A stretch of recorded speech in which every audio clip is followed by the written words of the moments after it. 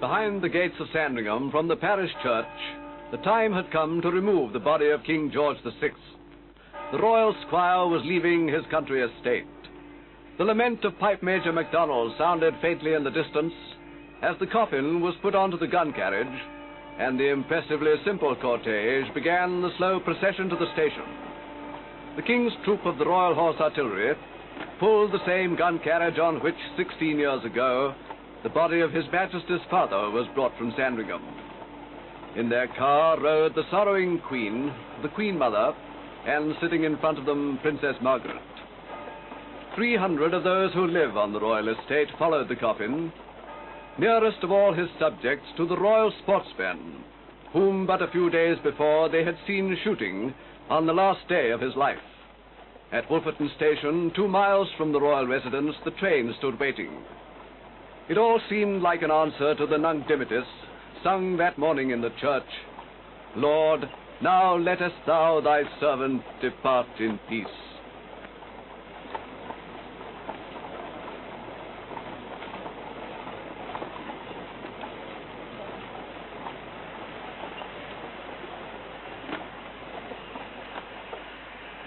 Grenadier Guardsmen reverently transferred the coffin into the funeral coach of the train.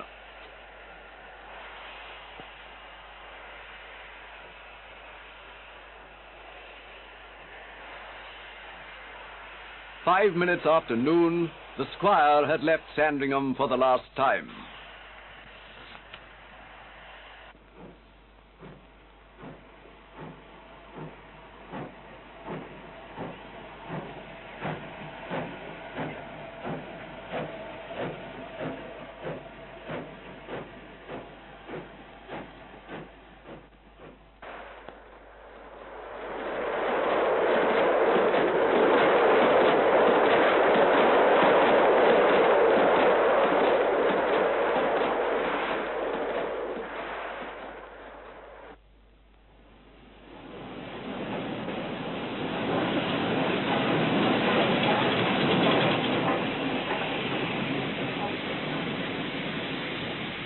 At King's Cross, the imperial crown was taken into the royal train to be placed upon the coffin.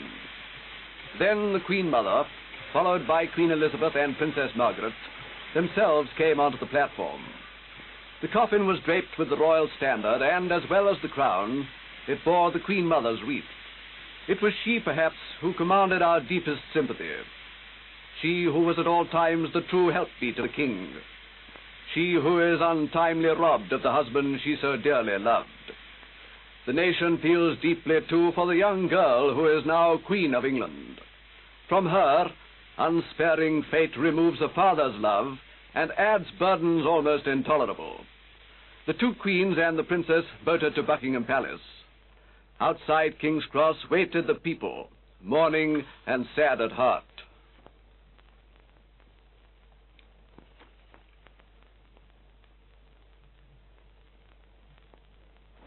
London was cold and grey and wet, and yet along 3 miles of route stood silent thousands, oblivious of rain and chilling wind. Their presence was the tribute they could pay to him, of whom no more on earth we sing, God Save the King.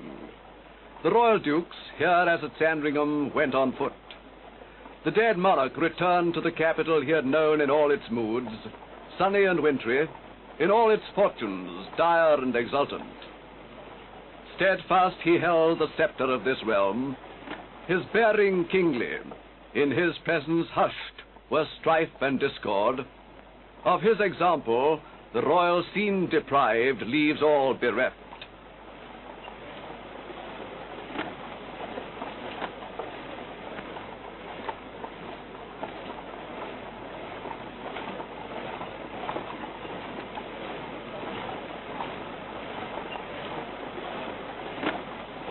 The cortege passed along Whitehall, once a kingly way where stood the royal palace. Every stone, as the procession approached the end, bore testimony to England's history, ancient and modern. Here was Westminster, where church and state have been allies more than 1,000 years. It was the appropriate resting place for King George VI to lie in state.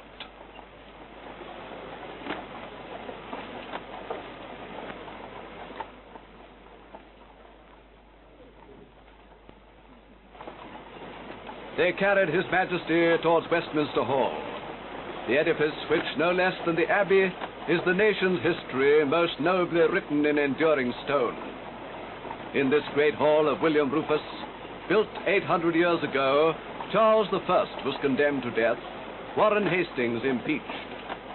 For 4 nights and 3 days, the body of His Majesty was to rest within the hall, that all his subjects who might pass that way could pay him homage.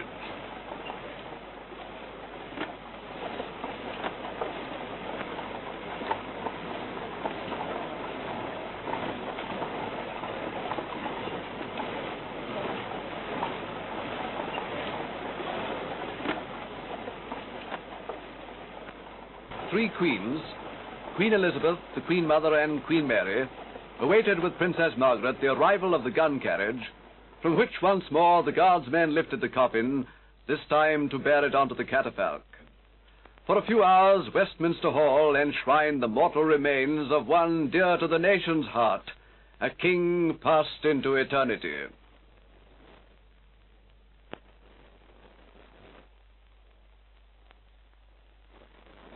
For the people, it was reluctant and prolonged farewell.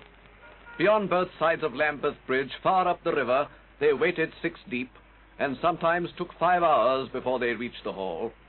All through 3 days they slowly passed, a human stream, simple, devoted, moved by the inner prompting of the soul, till past the midnight hour and doors were closed, so loath to let him go.